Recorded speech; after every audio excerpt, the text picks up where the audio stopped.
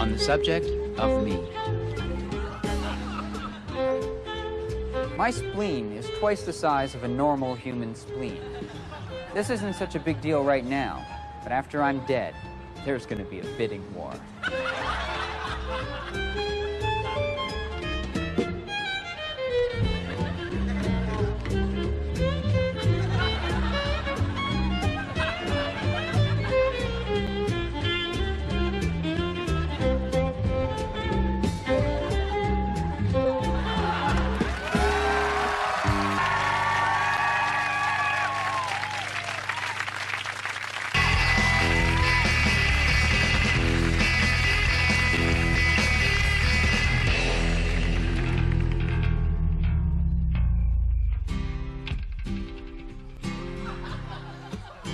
Seems like yesterday when we were a bunch of kids getting Slurpees.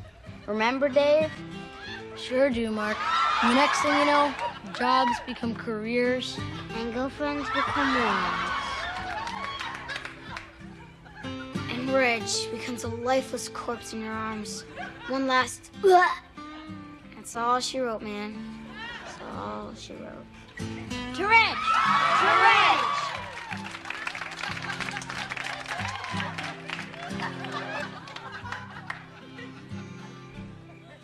Were we ever so young?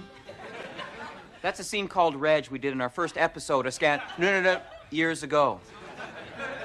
But to look at it now, it's kind of like reading Little Archie. So as our year winds to a close, I think it's a good time to look back and reflect. Regrets? Sure, I had a few. I regret that the only thing I ever stole from costumes was Gaunch. I regret that we never had a children's choir on the show.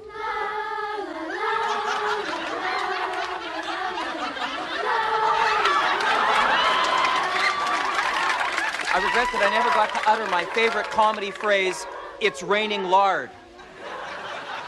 Hey, before it was just greasy out, but now it's literally raining lard. I regret that we never had Kim Mitchell on the show.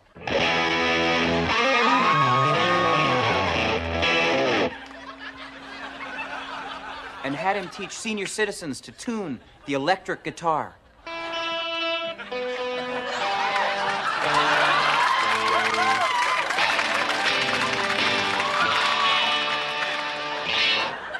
I really regret that I never asked CBC page Heidi out on a date, citing trouble with my girlfriend as the reason I wanted to go out and just talk. And that liquor will help us communicate.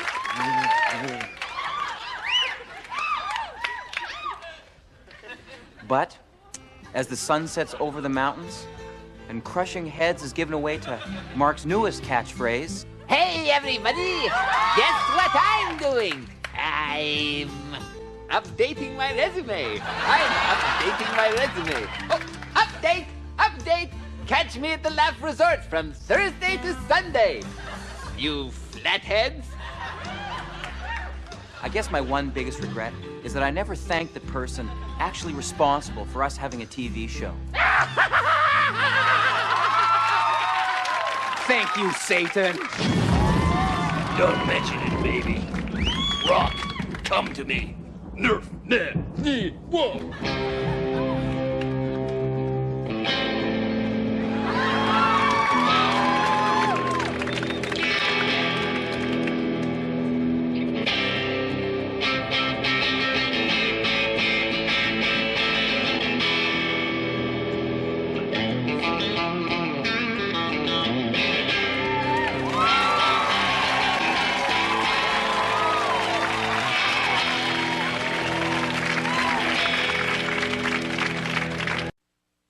Hello, my name is Scott Thompson, and these are the celebrities I look like. First off, actor-comedian John Ritter.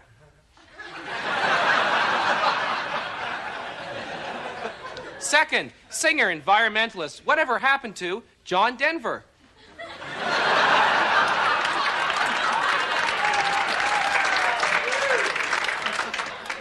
Third, actor and NRA spokesperson Charlton Heston.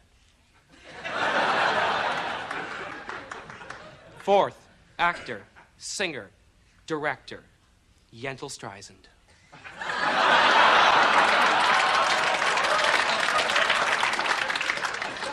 And finally, serial killer Jeffrey Dahmer.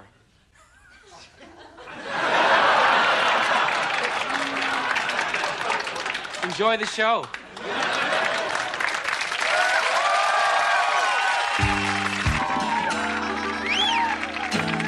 Yeah, very nice, very nice. You know, recently, I had a heart attack. And for several minutes, Mississippi Gary was clinically dead. And I was falling a white knight to heaven. Now, when I got there, I was given a choice of 17 doors. Now, behind the first door was a rose, which signified... Never mind that. An angel of the Lord then came to me and gave me a 7-sided die, which he bade me to roll 12 times. Now, the first roll was a 4, which means that the 4 corners of... Well, never mind that. Eventually, I was brought in front of God himself. Now, God was sitting up on a bar stool with an old beat-up guitar. And he said to me, Mississippi Gary, you is not to be dead yet. Because I want you to take this here song and play it for all my children on the planet Earth. So I learned this song, and it meant so very much to me. So I'd like y'all at home to turn on your VCRs so you can learn it and study it. The words of God. 1, 2. Smoking on a night train, chewing on a jelly roll. Yeah. Smoking on a night train, chewing on a jelly roll. I'm running up a flag without a pole. I'm walking on a shoe without a soul. Smoking on a night train, chewing on a jelly roll. Okay, now here comes lesson 1. You can't cook an egg unless you got yourself a frying pan. You know it's the truth. You can't cook an egg unless you got yourself a frying pan. You shouldn't rob a bank without a plan. You shouldn't use your tongue to stop a fan. Smoking on a night train, chewing on a jelly roll. Now here comes lesson number 2. Shouldn't want to do it if you don't want to not do it right. Yes, sir. Eebie-dabba-doo-ba-dabba-dee-ba-dabba-doo. All right, I ain't making this up. You don't go dancing in the day.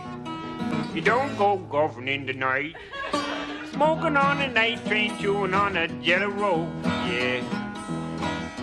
Smoking on a night train, chewing on a jelly roll.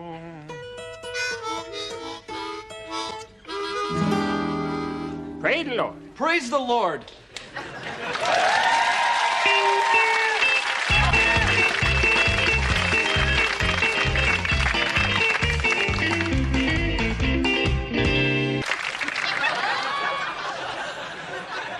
Good evening. Have you ever gazed upon elegance personified? Well, look again. Do you remember when you were little and your parents and brothers and sisters went out and they left you at the house all to yourself? Well, what did you do? Search through your parents' bedroom for Playboys? Sniff glue in Dad's workshop? Or did you dress up like a beautiful lady? Well, if you did, you're probably a girl or a gay boy. This is a gay Home Alone outfit. It's a simple ensemble, classic, really like a black Chanel dress. First of all, what you need is a common bath towel, yellow preferably, which you knot up on top of your head for the illusion of long, girly blonde hair. Next, a brightly colored towel for your Dorothy Lamour, Betty Rubble sarong. Next, a sheet from the bed, which you use to create your ermine cape, fit for a queen. And finally, no beautiful lady is complete without her high heels.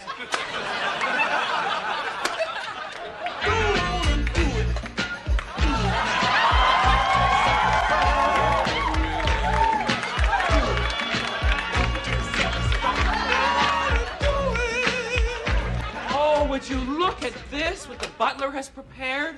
A beautiful little party feast.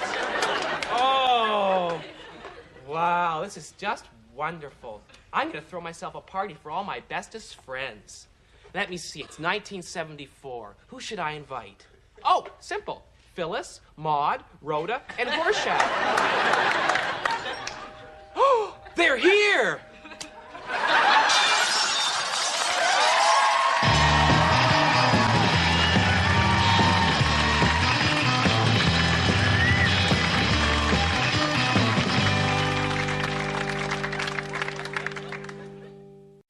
And now a poem by the Emperor of Japan.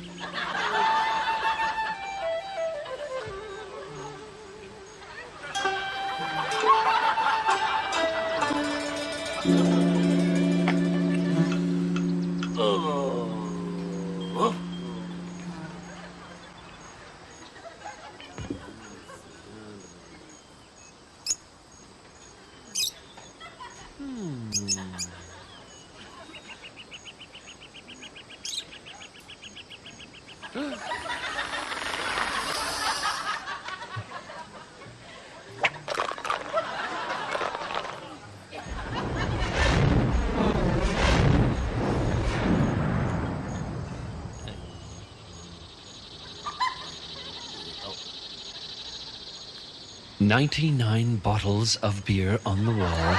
99 bottles of beer." Haiku!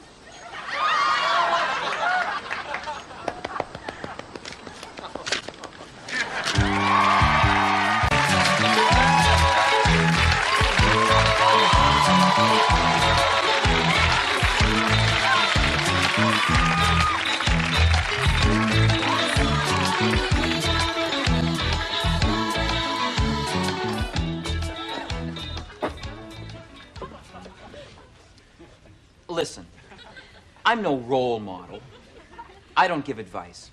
But over the last couple of years, I've received a lot of letters, all with the same questions. Bruce, how did you get started in comedy? You know, acting and writing. And what advice do you have for someone trying to break in? Okay, here goes. First of all, I guess if you're in school, make jokes. Don't worry about if your teachers like it or not.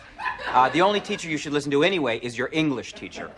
But not too much, because remember, no one understands you. Education is not your friend. Neither is sleep. You won't need it where you're going. Instead of studying, try listening to tragically loud music daily. And be strict with yourself. You gotta do it every day.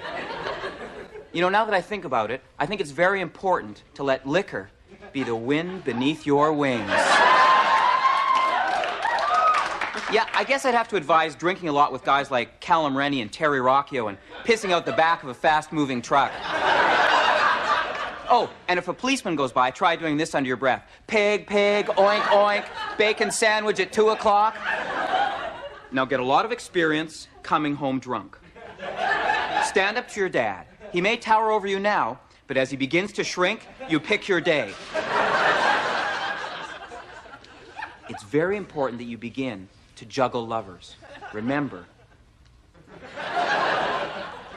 I think it would be helpful to get a lot of dead-end jobs in warehouses with linear thinking racist pigs who will teach you only one thing: how to steal. Did I mention piss out the back of a fast-moving truck? Oh, I did. Okay, then move to the biggest city you can find, get the smallest apartment you can find, keep your underwear in a bowl in the fridge, never answer your phone, never remember your family's birthdays, never make it home for Christmas, think a lot about vampires, death, and sex with your friends' mothers, or fathers. You figured out, I did. Wear a crash helmet around just in case. Watch your friends get married and grow beards to cover their puffy, compromising faces. Then get a TV show. I guess I'd have to say that's my only advice.